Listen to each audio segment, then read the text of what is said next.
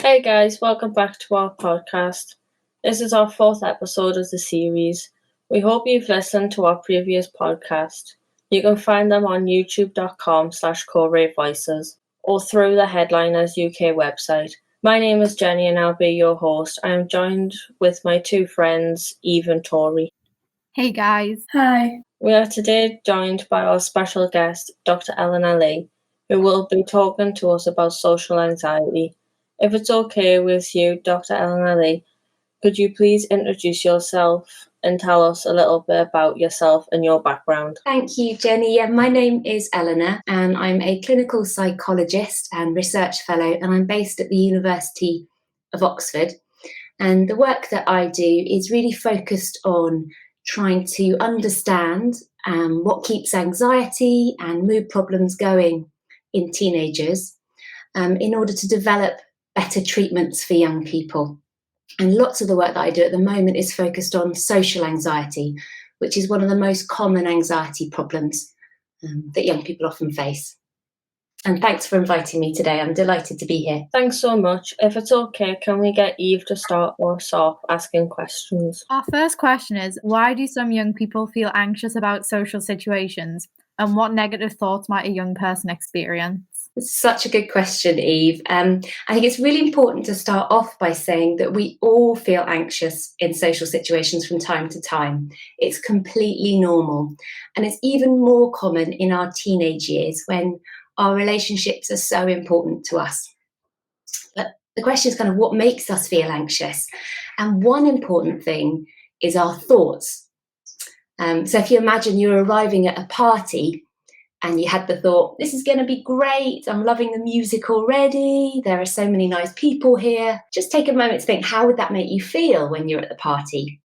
But instead, if you had the thought, I won't have anything to say, my friends will think I'm boring, everyone's wondering why I'm here, that would probably make you feel really quite different. So our thoughts about how we come across to other people and what other people think about us can have a really powerful effect on how we feel.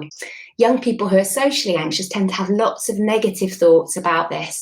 They think they'll kind of mess up in front of other people and that other people will make judgments about them. The things that young people tell me they worry about include everyone's staring at me, people will see that I'm nervous, and that can be in lots of different ways. It might be that people will see that they're blushing or that they'll notice they stumble over their words, and that as a result, people will think they're boring, people won't like me. What is the first thing we can do if we feel like we are being judged negatively by other people? Well, I think the first thing to say is well done for listening to this podcast.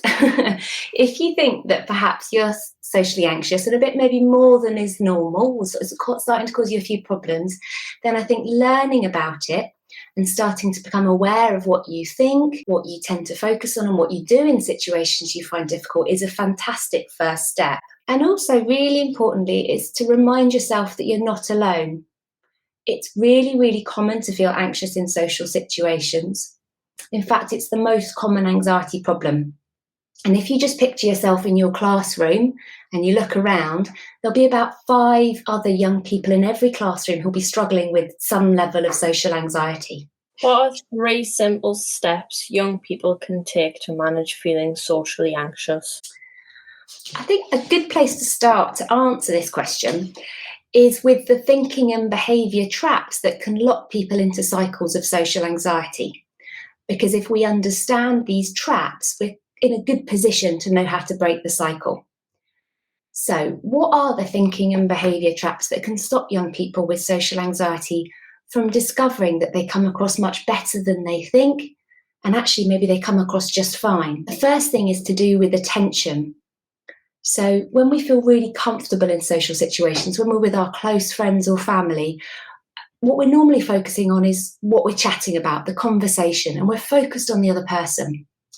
But when people feel really anxious in social situations, the spotlight of their attention tends to turn onto themselves and how they're coming across. And this is a bit of a problem. It's a problem because it means that the person's less likely to spot how other people react to them. They might miss the smiles and the nods, for example, because all of their attention is on themselves. But as well as that, it means that they become even more aware of the feelings of anxiety in their bodies and negative images of themselves that they had. And these anxious feelings and negative images, someone then uses as evidence to say how anxious they look from the outside. So one young person, for example, told me that she felt so hot in her face, in her cheeks, that she just knew for sure that she looked bright red from the outside. And she had an image of herself looking like a red sort of nervous wreck. But the problem here is that these feelings and images don't really reflect how people look in reality. And actually, we know that people don't look as anxious as they feel. The next trap is to do with how we act in the situation. So when people are worried that they're going to embarrass themselves or be judged, they'll understandably do things to try and stop it from happening. So, for example, the person who thought she was blushing told me that she put her hands over her face to try and cover the redness. But the problem is these actions backfire because they mean people don't have the chance to learn that they come across just fine without the need to do any of these special measures. And so it is that people can get stuck in a sort of closed loop of anxiety because of these traps, and they become convinced that they're going to make a fool of themselves in social situations. So that's quite a long way of getting on to what are 3 helpful steps that we can take. But first, what we can do is it can be helpful to take stock of what those traps are for you. In other words, take stock of what is it that you think in social situations, what is it that you focus on, and what is it that you tend to do. So you might perhaps think back to a recent social situation that you felt anxious in, and you could ask yourself, what were the thoughts that went through my head? What did I picture in my head of how I looked? Where was the spotlight of my attention? And what did I try to do to stop my fears from happening? Did I use my phone to pretend to look like I was busy? Or did I avoid eye contact? And some top tips when you're doing this is that you might want to use, your notebook or a phone to jot these things down in a structured way. And you might find that you're someone who doesn't only get anxious in social situations, but maybe also when you're having to give a presentation in class. So you might do this exercise in a few different situations. And then secondly, the second step is to really try and get out of your head and focus on the here and now of the situation you're in, on the interaction, the conversation you're having, and focus on that and how other people are responding to you. Then thirdly, and really importantly, it's about testing out your fears. And that gives you the opportunity to discover how you come across to other people in reality, so that we're not basing our views on those anxious feelings inside, but we're basing it on the reality of what happens. What techniques can we use if we are feeling anxious about a social situation to help us focus on the now? Brilliant question. Yeah. So when you go into situations you find difficult, it's about going with the intention of really absorbing yourself in the situation, kind of losing yourself in what's going on and trying to go with the flow. Try and kind of encourage yourself to focus on what you find interesting about the situation. And that might be about what people say, how they sound, what they look like. And if you find yourself getting caught in your head again, try to redirect your attention back onto what you can hear and see. How can we stop focusing on our own negative, anxious thoughts? Yeah, I think there probably the answer is quite similar to the last one. So it's really about going with the intention of keeping your focus off yourself, really, and instead focusing on the other person, focusing on what's happening in front of you rather than that churn of worries. And actually sometimes using as a kind of signal or a cue those negative thoughts as a sort of sign to get out of your head. So if you spot yourself starting to think, oh, what am I going to say now? Oh, I bet I'm being really boring. That's a signal that you're really self-focused in that moment. So use that as a little red flag to push your attention back out onto something you find interesting about that person, just noticing what they're saying in that moment and trying to focus on it as much as you can. What are the benefits of being focused on the now rather than what is going on inside of our heads? Yeah, I think that's another great question. And what I would suggest is that I'd encourage you all to give it a go after you finish listening to this podcast. So what you can do is take a moment and just focus in on yourself and your worries for a minute or two. And when you've really managed to draw your attention in onto yourself, take stock of how you feel, how anxious or relaxed you feel, and take stock of how things seem around you, how calm or or stressful does the world seem around you? Then once you've done that, you can try something a bit different. You can try getting really absorbed in the outside world.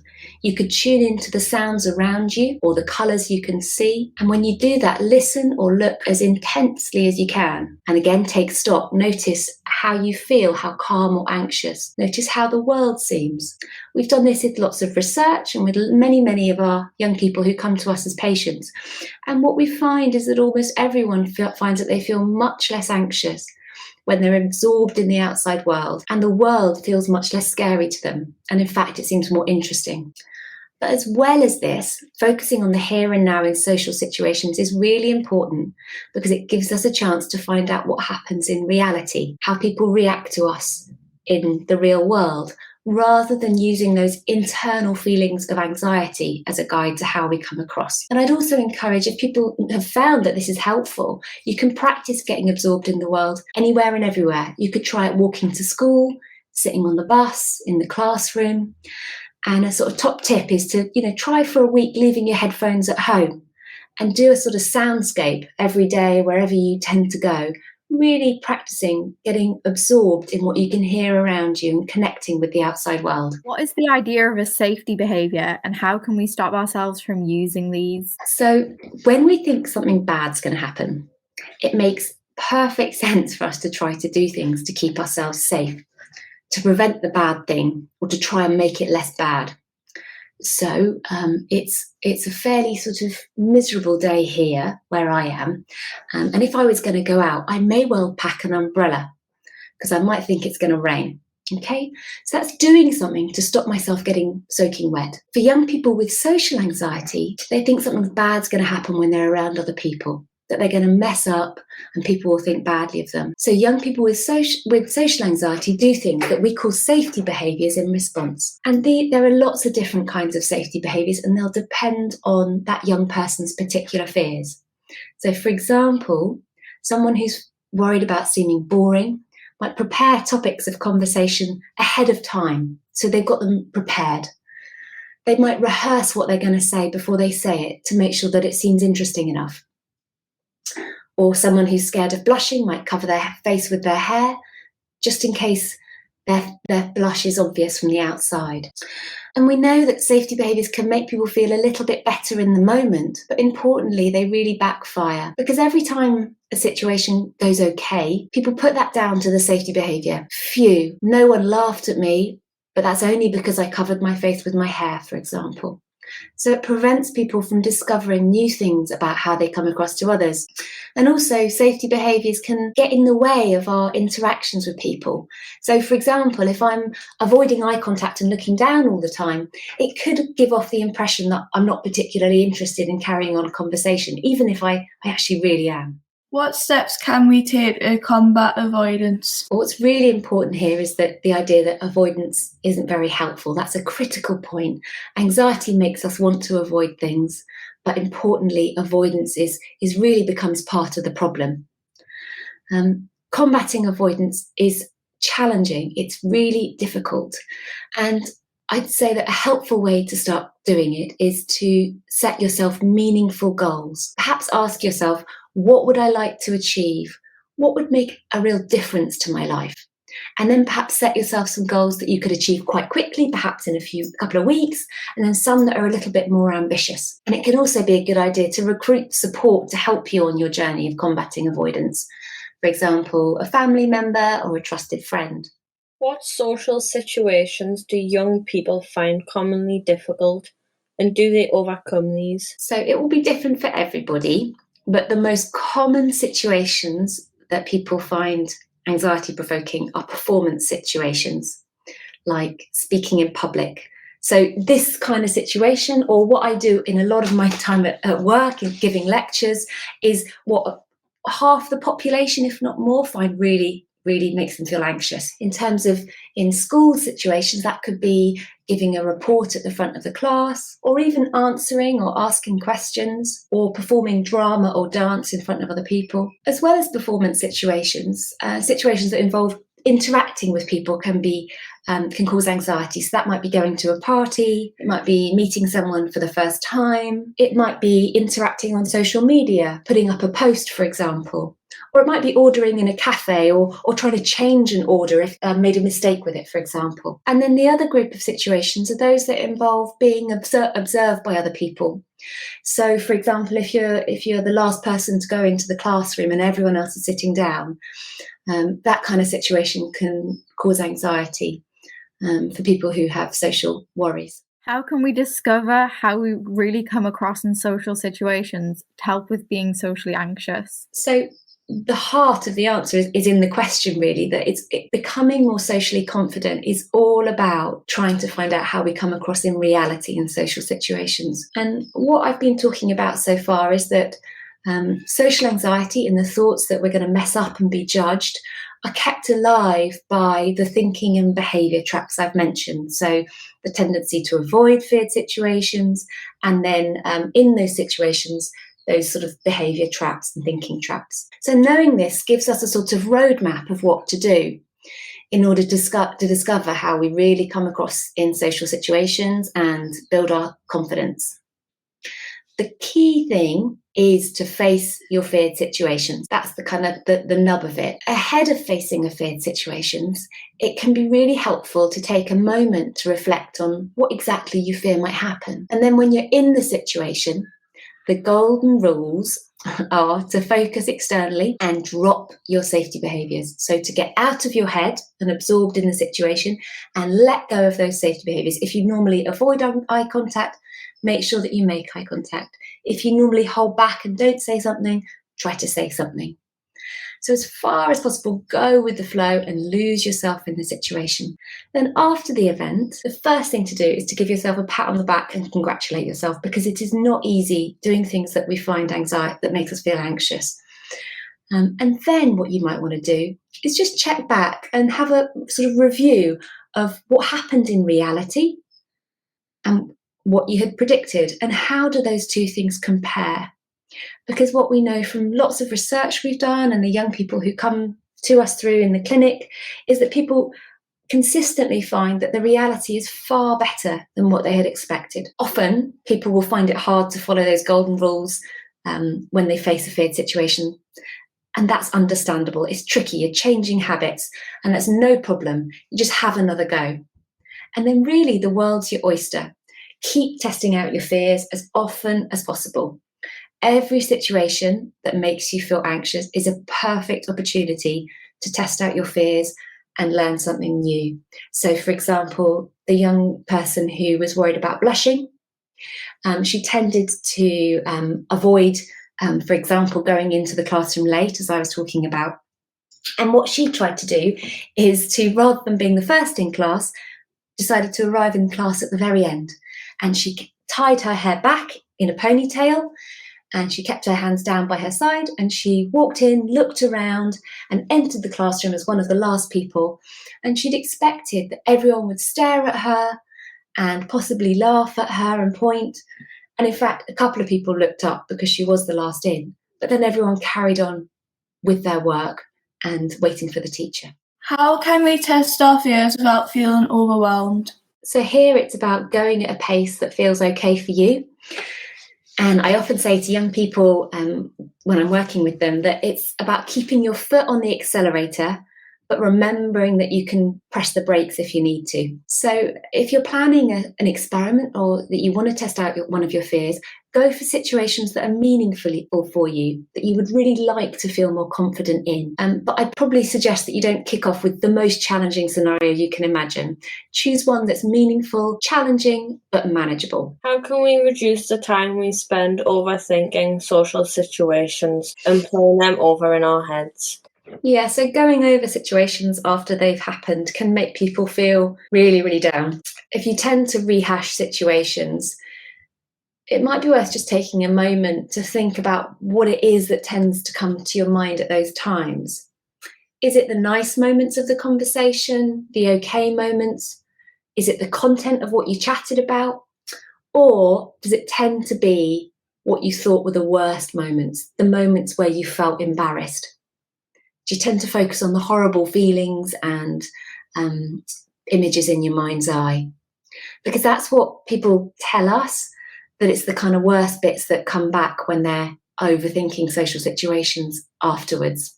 And we know that it really doesn't help.